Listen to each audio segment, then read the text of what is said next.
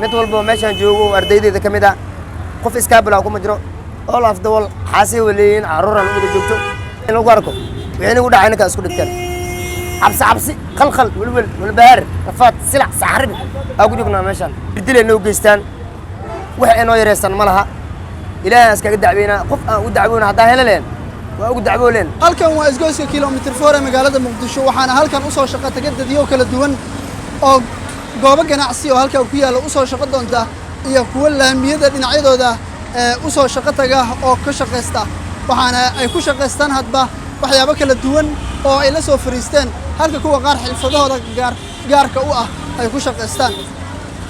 maanta waxaan ka hadlaynaa dhalinyaro halkan u soo shaqo tagta sidoo kalena ku shaqeysata istiikarada ay nambarada ku qoraan oo loogu dhajiyo mootoleyda iyo sidoo kaleeto gaadiidka dadweynaha sida biyalka oo kaleeto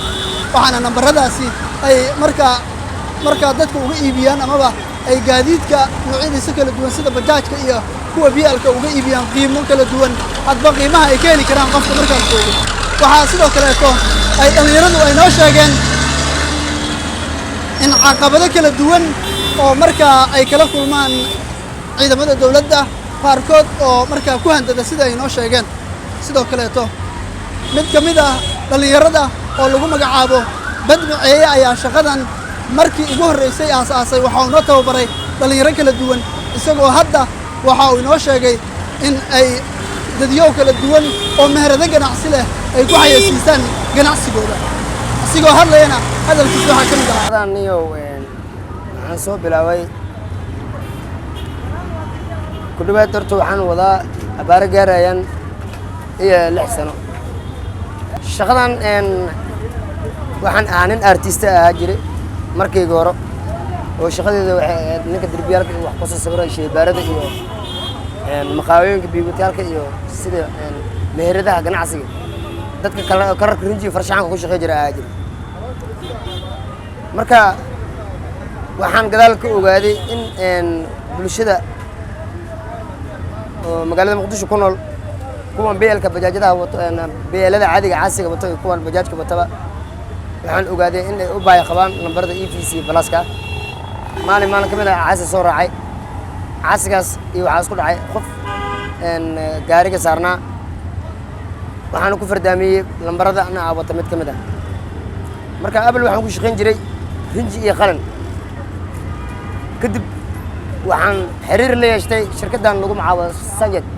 aadqiinin magaalada Muqdisho naasi taqaan caan uga shirkaddan garab weyn waxay ugu siisay si aan bulshooyinka Soomaaliyeed ku bajaajaha kuwan caasiga caadiga wato si aan u caabi lahaa lambarada ay u baaheen shaqadan inta aan ku jiro wallahi billahi waa jiran aqabadooyin fara badan oo aan la soo koobi karin intaan shaqadan ku guda jirno aqabada ugu horeysa waxa kamid ah rag badan oo waxaan arkay oo diriska dawladda Soomaaliya wato oo anaga meeshaan ugu jir dilaayo oo awood mana muuqansanayaan waxaan aragnay rag badan oo traffic ah oo noo imaadeen baawur shabaq noo shubeen inta naga bixiyeen meel salliga balaayeen caasiran laga rideen jir dileen oo geystaan wax ay noo yareystaan ma laha ilaahay iskaga dacweena qof aan u dacwoona hadaa helaleen waa ugu dacwooleen laakiin hadda waxaan leeyahay ummadda Soomaaliyeed anagu waxaan dhalinyaro Soomaaliyeed oo soo shaqo tagtay anaga uma soo bixin inaan dad dhibaateeno waxaan u soo baxnay anaga inaan dadka shacabkan bajaajadaha wato kuwan caasiga wataan in aan ka caawino lambarada ayga ay u baahan yihiin inaan ka dhisno oo ka qabano shayc meesha ku jiixaya inaan ka tolno sticker ka saari karno bajaajadaha inaan nashqadeeno habkaas u shaqeysana marka caqabada aan kala kulno waxay tahay rag fara badan aragnaa oo diriska dawladda wato oo anaga meeshaan ugu jir dilaayo oo na dhibaateenayo ciidamada alif group aan la soo diray meesha ka imaadeen ma aqaano waxay noqdeen ilmiyo dhan mid siban caloosha loogu qabtay mid dabajax loogu qabtay noqotay cayaalka dhan argagax lagu riday marka wallahi caqabada aan meeshaan kula kulno niyo mid soo koobi karna ma aha hal ma aha labo ma aha tiro dhowr jira oo nagu dhacda dhibaatadaas marka niyo waxaan codsan lahaa ummadda Soomaaliyeed khaasatan dawladda Soomaaliya waxaan ka codsanayaa jirdilkii dhibaatada iyo awoodda dadka noo sheeganay inay naga qabtaan anaga dad waxaan nahay oo shaqeysta anaga dad inaan dhibaateen uma soo bixin inaan shaqeysana aan u imaanay mid walba meeshaan joogo ardaydeeda ka mid ah qof iskaabila kuma jiro all of the wall xaasi waliin caruuran ugu joogto naftadeeda inaan dhibaateen meeshaan u imaanay waxaan u imaanay anaga inaan shaqeysano iskana wax u qabsano sidoo kaleeto mid ka mid ah dhallinyarada la shaqaysa badmaceeye ayaa waxaa inooga warbixiyey caqabadaha uu la kulmo sidoo kalena faa'iidooyinka uu ka hela ayuu inooga warbixiyey isagoo inoo sheegay in uu halkan ka maareeyo noloshiisa uuna ka helo nolol maalmeedka gurigiisa. shaqadan hadda gudaha uu gudu galo horta muddo badan waa soo wadnaa yani shaqadan hal abuurkeeda horta waxaa soo hal abuuray lambar 1 badmaceeye معناها قفك كواد معناها أنا وحان قفك كواد أو يعني بدمعي صاد عن قبتي واستيكر كان قابك لو شقينا يو قابك مجاله معناها لو سوق لنا يو وحصلنا السجا هرجوي إياها السجا قفك لمبر 1 أو قعنتك سوقت أنا إياها معناها ودير جلية أو معناها يعني لمبر كسان إنسان معناها موتوينك wax alla wixii ay ku siyaanad ka qaadanaysa 5 ku siyaan waa ka qaadanaysa $1 ku siyaan waa ka qaadanaysa macnaha qaarkood oo waxa jira xataa nuska door yani markay ku tiraan lacagan ka filina xataa ku filina ay isku mid ma shanta furad ilaahay ma shaqada noloshayda aad iyo aad ay macnaha iga kaafisa alxamdu shukru waxa ka sheegay waa dambi macnaha yani markay koowaad shaqadan markii aniga kooga bilaaway ee ku asteesnaad 2016 haddana la marayo 2022 ilaa iyo halahan waxa arsaaqta aniga aan ka raadinayo waa lambaradan waxa jiraan bacyo oo daawacyada gadaal la saaro ayagana waa $1 iyo bar $2 iyo bar ayaga laga qaadi karo marka alxamdulillah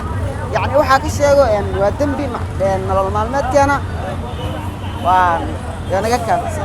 waxa sidoo kaleeto inooga warbixiyey dhallinyarada qaar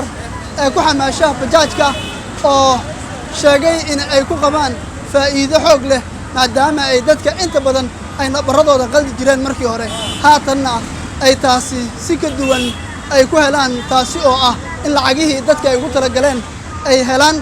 inta aan la gaarin goobihii dadkaasi ay u socdeen. wallaahi horta waa aragti aad u fiican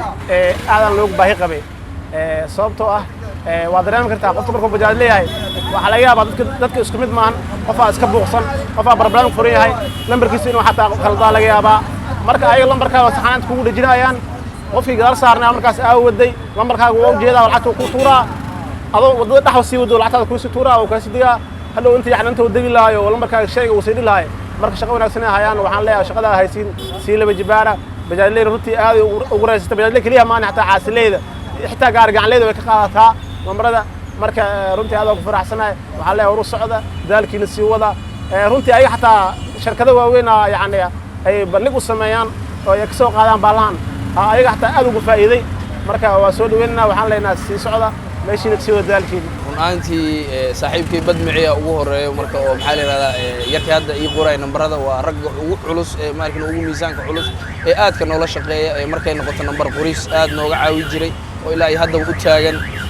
asagana aadan u salaamaya runtii waana mahadsan yahay faa'iidooyinka ay leedahay waxay tahay adoo iska saaran qofkii oo markiin oo rakaabka ay ku saaran inuu nambarkaagi arko oo shaashadii korkiisa ay kugu qoran tahay oo sidii lacagta uu kugu tuuro